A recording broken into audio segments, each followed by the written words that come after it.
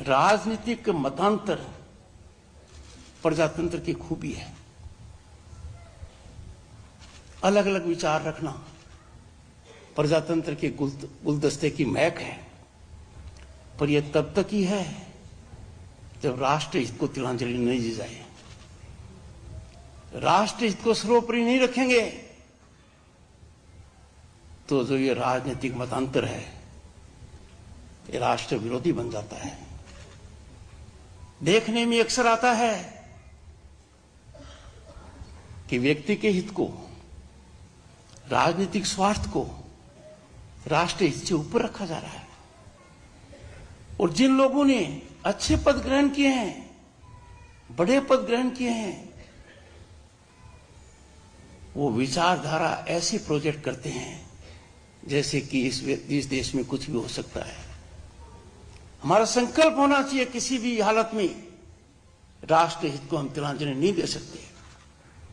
भारतीयता हमारी पहचान है, भारतीयता में हमारा अटूट विश्वास है और राष्ट्र हमारे लिए सर्वोपरि है।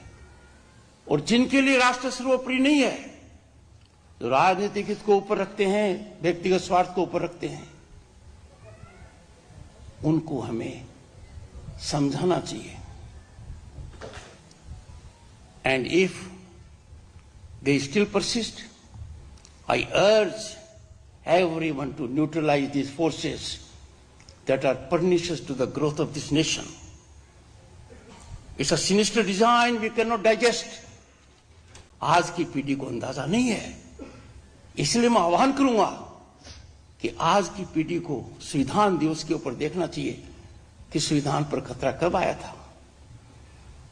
कुछ लोग कहते हैं कि इमरजेंसी का काला अध्याय चुनाव से खत्म हो गया। नहीं, आजादी को हम भूल नहीं सकते क्योंकि लोगों ने बहुत बड़ी सैक्रिफाइस दी है और इमरजेंसी के जो अत्याचार हैं, और इसीलिए जो भारत सरकार ने पहल किया है संविधान हत्या दिवस, वो हमारी नव पीढ़ी को आगाह करने के लिए है कि उनको ये पता लगना चाहिए कि एक ऐसा कालखंड था जिसमें आपके कोई मौलिक अधिकार नहीं थे।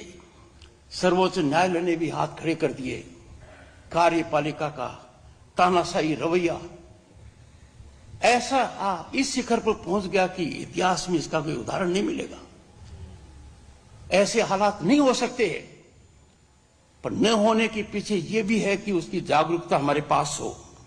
हम देश में आयात करते हैं कैंडल का, काइट का, खिलौने का, फर्नीचर का, कारपेट का, कपड़ों का।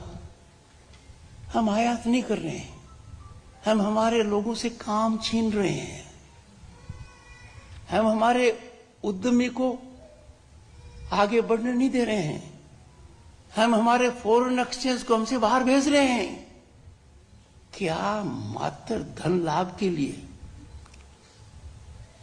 इकोनॉमिक नेशनलिज्म, आर्थिक स्वतंत्रता को तिलांजलि दी जा सकती है? I appeal to corporates, trade associations, business organisations, business leaders to nurture economic nationalism, to promote by being vocal for local. Idam शरीरम परमार्थ साधनम। यह शरीर समाज के व्यापक लाभ के लिए एक साधन बन सकता है। आप किनकी मदद करोगे? उनकी मदद करोगे जो प्रतिभाशाली हैं, जिनके मन में कुछ कर गुजरने की भावना है, पर शरीर के एक अंग की वजह से वो उसको आगे नहीं बढ़ा पाते। आप जब उनकी मदद करोगे, इसको एक ऐसा रूप दोगे, वो समाज के लिए लायबिलिटी नहीं, समाज का एसेट बनेगा। चिकित्सीय उद्देश्यों में एक अंगदान और देहदान के लिए लोगों का ध्यान आकर्षित करना और उनके अंदर जागृति पैदा करना आज सामयिक है, आज की आवश्यकता भी है। पहले मन में था, पहले रक्तदान के प्रति भ्रांति थी। रक्तदान आजकल साधारण लोगों में स्वभाव बन गया है। अब अंगदान के लिए भी लोग प्रेरित होने लगे हैं और एक शरीर से हम 8 अंगों का दान करके 8 जीवों की जान बचा सकते हैं। यदि मरने के बाद भी यदि हम अपने आप को जीवित देखना चाहते हैं तो उसके लिए अंगदान आज की आवश्यकता है।